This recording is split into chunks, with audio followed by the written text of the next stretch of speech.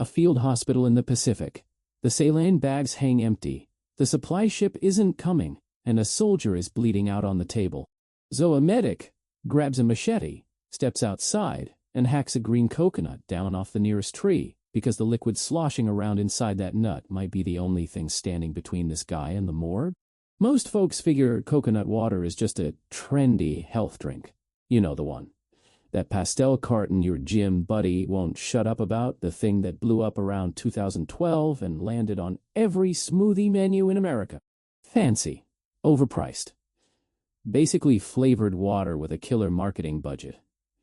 Except this trendy drink was reportedly getting pumped straight into people's veins on World War II battlefields. No bottling plant, no lab, no barcode.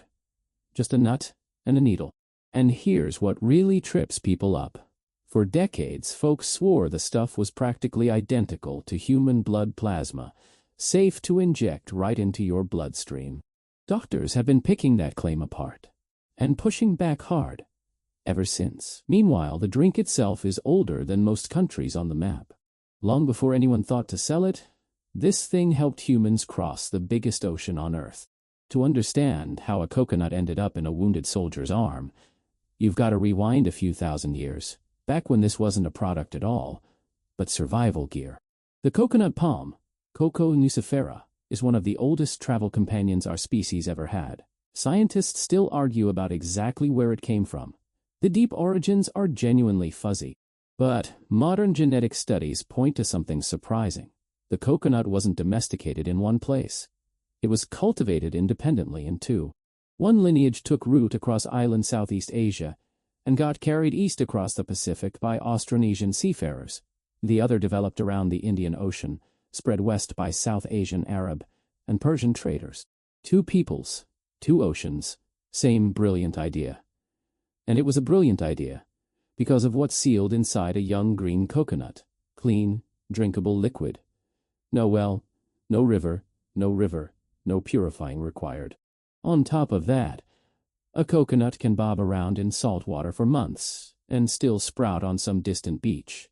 So picture ancient navigators loading outrigger canoes to sail into open water with no map and no land in sight.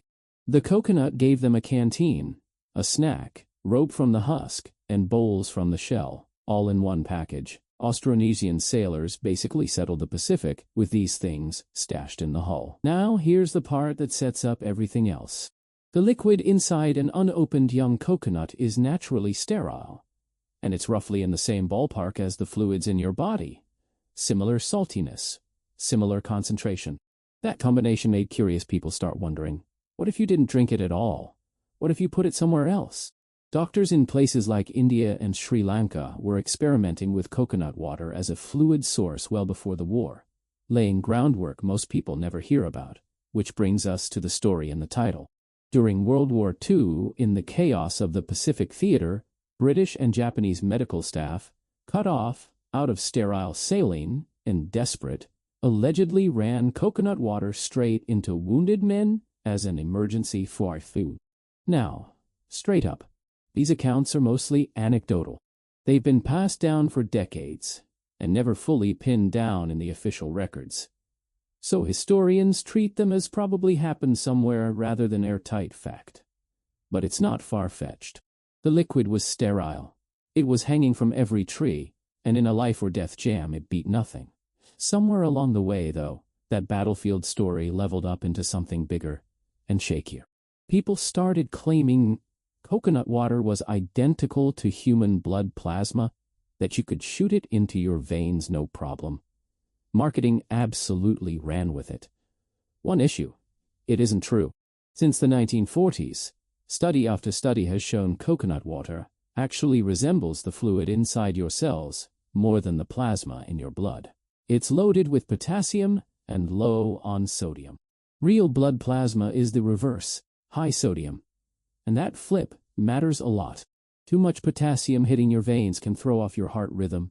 Too little sodium in the fluid won't even stay in your bloodstream where you actually need it. So does it ever work? The cleanest documented case came in 2000 when doctors published a report out of the Solomon Islands. At a remote hospital that had run out of the IV fluids it normally shipped in from Australia, A stroke patient too sick to drink was rehydrated intravenously with coconut water for about 2 days and came through without a bad reaction. Real deal, but also tiny. One patient, one genuine emergency. And that's basically where doctors land today. Perfectly fine to drink. In a true no other option crisis, it might buy someone time.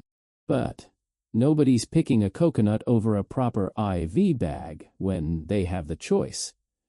The sodium's too low and the potassium too high to make it anything but a last resort. Then the drink did something no ancient sailor could have predicted. It became a billion-dollar business. In 2004, two friends, Michael Curbin and Ira Liran, launched Vita Coco after a bar conversation with a couple of Brazilian women who missed the coconut water back home. Around that same time, a former Peace Corps volunteer named Mark Rampolla, who'd fallen for the drink in Central America, started Zico out of his garage in New Jersey. For a few years, it stayed niche. Then it went vertical. U.S. sales climbed from basically zero in the early 2000s to around $600 million by 2013. Madonna and a whole roster of celebrities poured money into Vita Coco.